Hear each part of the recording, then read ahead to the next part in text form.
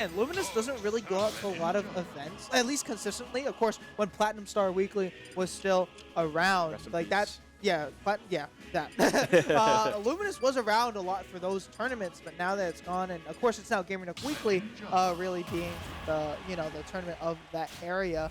Luminous going to show up finally before the semester starts. Of course, I know him from Rutgers, Yep. and Narwhal, I believe from NJIT, if I am correct. I believe so, but I'm not like fully sure. Correct me if I'm wrong. But starting off, we do have the Dark Samus Greninja matchup like I predicted. I mean, Narwhal has been messing around with the Samus lately. It's honestly been pretty good for her. You know what I mean? And this is tough for a character like Greninja, who really, benefits off of being able to get in. Of course, the dash attack, such a good tool to be able to approach. But when you're going up against, an impenetrable wall, it's tough to do that. And going for the Shadow Sneak, not going to connect, but close stuff from both of these guys. Yeah, it's been an even game, but this matchup is just a little bit difficult for Greninja. At least it's definitely not as good as Greninja Bowser. Yeah. Greninja's combos are kind of tough against Dark Samus because she's heavy, so she's not going to be dying very easily, and she's floaty, so she's not be getting comboed as easily. Yeah, but a good usage right there of that parry just to deflect that charge shot off.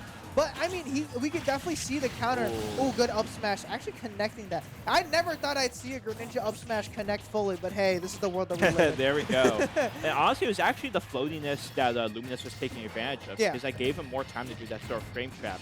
If you missed the forward there, that's fine. I'll hit you with an up smash. Oh, the jab beating out the grab. That definitely would have been certain death for Luminous. But again, constant pressure is what Greninja plays with so well. Yeah, Luminous almost plays like an aggressive zoner, where he's very willing to like put on a ton of pressure from a far range. Yeah.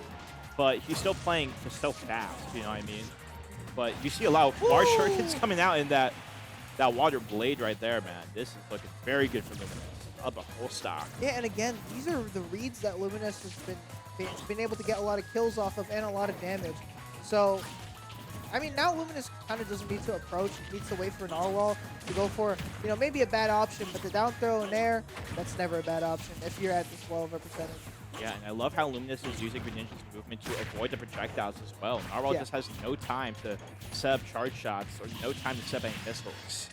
So that's really why you see such a big gap in terms of percentage of stocks. And this is the constant ledge pressure right now from Luminous. I thought he was going to go for a sneak, shadow sneak, but definitely not. Just going to maintain stage control and really dictate the pace of this match. Yeah, and very close to a KO, and yeah, there we go, man. Spacing. Now that was actually immaculate. Literally just pixels away from being hit by the gap attack, but Luminous, he knows better than to get hit by something like that. Gets a forward smash read. Up 1-0. Yeah, and I was talking about it before that Luminous doesn't really go out to a lot of tournaments, at least to my knowledge, but the fact that he's playing so consistently and so well, that was so being clean. able to bait out all these different options, I mean, that's the thing. Maybe we could see Narwhal go to the Bowser. I could be wrong. We might still stick with the Dark Samus, but I think she needs to make a few adjustments to be able to counter Luminous. Yeah, for sure. For this next game, we're going to stay with the Dark Samus, which I do still agree with. I think you want to just ride out this matchup and get to learn it a little more, absolutely. if not for anything else. And I mean, Luminous over here, still going to continue with just a little bit of a lead, but we'll see how Narwhal does. That up air shield, he doesn't use that much. Yeah, it doesn't. And that's the thing that Luminous is doing so well, is just spacing out his aerials. Not allowing Narwhal to go for that up Yato shield, which we've seen before, and especially online. A lot of people to be able to get so much off. Oh, yeah, for sure. But this is honestly not started off terrible, but this ledge pressure and this edge guarding is really worse things to make a difference.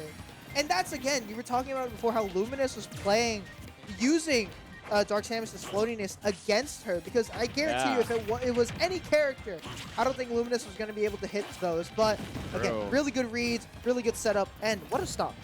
Yeah, man, Luminous is really just on one right now, and honestly, I can't even blame Narwhal for being down like this. Luminous is just playing like that right now. But you do have an opportunity for ledge trapping. Dark Samus is historically very good with the ledge trapping. Yeah, but I mean, Luminous has just been able to get back on the stage, so Yeah. this is a lot of mix-ups right there, There we and go, though. being able to cancel and, you know, kind of just play around with that charge shot really did help out juke Luminous. And right now, looking for huge damage, gets that back air, but needs to find this kill soon. Not going to get the air dodge. Yeah, and Narrwall right now has been able to just, at very least, slightly slow it down, which I feel like has been an overall good thing, which is why, even though there's still a bit of a lead for Luminous here, it is still pretty close. If you get a combo off here with Samus, you can definitely get a lot of damage. Yeah, right now, I mean, with this lead, it's crazy to see that Luminous is still trying to get in and get this kill. And again, that assurance of just getting that kill will definitely put Luminous at ease just a little bit if he can hit these confirms. Because again, at certain percentages, it's going to be difficult to be able to hit, you know, those dash attacks, those forward airs. Yeah, this is where it starts to get kind of difficult. And this is where Narrwall has an opportunity to make a comeback, right? And again, we're seeing her slow down the game. We're seeing a lot more charge shots come out, right? Yeah. She's able to play that projectile game a bit better, and I think that's been a key aspect, as well as being able to put herself in position to get up these out shield. But hot lacking just a little bit. Gonna be down the stock, but nothing too terrible. Yeah, not going to get the fully charged charge shot, but again, definitely important damage being taken right there. And I was going to talk about it before, you know, that down B that, what's it called, Greninja has, that counter could definitely help out counter a lot of these projectiles. So let's see if he goes for it. And the punishes for the up B have not really been going on this stock at least, so Narrwall able to get away with some stuff and capitalize on any sort of mistakes that Luminous makes. Yeah, and again, that just comes down to Luminous trying to play a little bit too saucy, trying to get, you know, those ledge trumps with the up B. And even though they work, I mean, at some point, you know, you just got to stop going for the same options over and over again. A little bit of an untimed or mistimed up B there and able to get punished. But here come the combos, and this is where Greninja could be threatening. At kill percent is Narrwall. You really got to be careful. Almost going to get a KO from the weak hit. Raw F smash in like 3 seconds, I'm calling it right now. I mean, we'll see what happens, but this is looking very good for Luminous all of a sudden. And yeah, that forward there is going to take the KO. Luminous taking it in a fashion. And in swift fashion, too, because that was pretty quick from Luminous. Again, just being able to maintain these leads and then just waiting out Narrwall. Because, again, Dark Samus and, you know, Samus, they're both slow characters. So Luminous is just able to zip around the stage and just really, you know, punish Narwhall's attempts of charging up charge shot, going for missiles. And so, again, very good stuff from Luminous being able to play his character the way that he wanted to. Oh, yeah, for sure. I think that was the main key to victory. But I honestly feel like Narwhal didn't play too bad. I will say, though, that was sick. Yeah, absolutely. And Luminous is just known for getting those kinds of reads, getting those kinds of aggressive stops, and that's where he really thrives. And I feel like spacing. That's why he was going crazy game 1. Game 2 is pretty close, though, to be honest. He did sort of start to run away with it at the end, but I think Narrwal did a better job of adapting. But, I mean, this segment over here as well, just so much pressure. So good. Crazy. And it's like you can't even drift that far away because then you risk the factor of, like, you know, potentially a nair, another up B even. And so, like, you miss that range to be able to come back on the ledge. But again, there you go. The little fake outs from Narrwall. She was cooking a little bit, but I think Luminous was just, you know, finished with his dish first. Yeah, for sure. And Luminous definitely did a very good job of keeping the pressure on and just overwhelming Narrwall. And I mean, we were able to see her climb back, try to slow the game down a little bit, get more up B's dash shield, more charge shots, but Luminous was able to work his way around that and ultimately gets a forward air KO to seal that winner's round 2 set. Yeah, and that was our first 2-0 of our block. And I mean, that was a pretty good set. That's done. Yeah, no, it was a good set though, even though it was 2-0. But yeah, moving on though, we gotta run some ads. You know what I'm saying? We gotta pay the bills a little bit. We got Collision 2024, one of the biggest events of the whole year, this March 15th through 17th.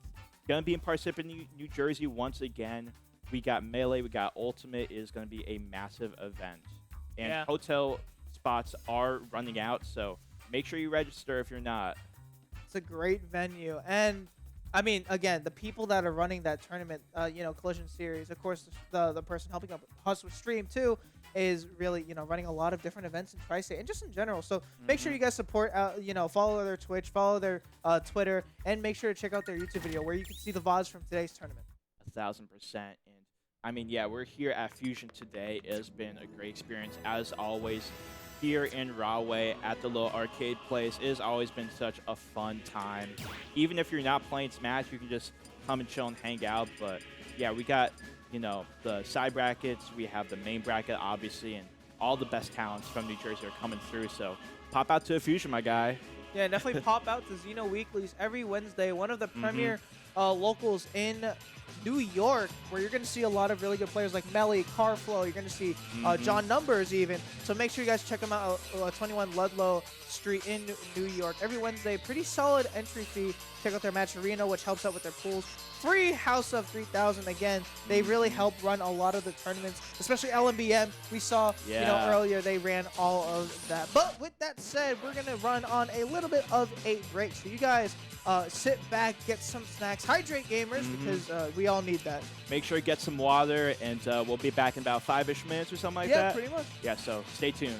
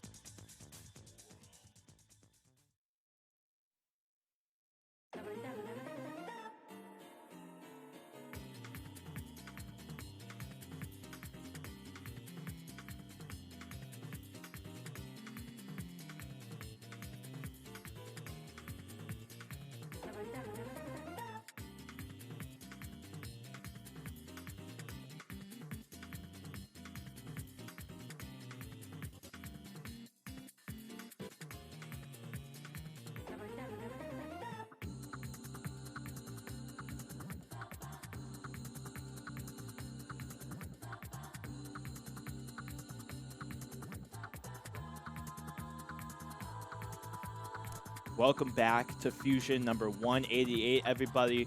We just got off of 3 very exciting sets, and we are here for top 16. Going to bring you 2 sets here in top 16. How do you feel about this tournament so far? I mean, again, we've seen a lot of close sets, a lot of hype sets, even though, like, you know, we might have seen, like, a few zoners, a few lane characters. But even then, the pilots of those characters made those sets really, really fun to watch. And we got to see, you know, be able to pick off a lot of them and learn a lot, really, of what this region has to offer. But speaking of what we know already, we know that Hayes and Ram are staples of not only Fusion, but New Jersey in general. Yeah, we got the big dogs coming out right now. Hayes and Ram, both PR caliber players. Hayes recently made PR this season. Ram has made PR multiple times in previous seasons. And I mean, Seed 5, Seed 4 for a reason. 2 of the better players here in New Jersey. Yeah, so, oh, Hayes going for the Rob. I know that he has a Rob, and I feel like when you're playing as Diddy, you know, the matchup tends to be a little bit more difficult because Monkey Flip can't go through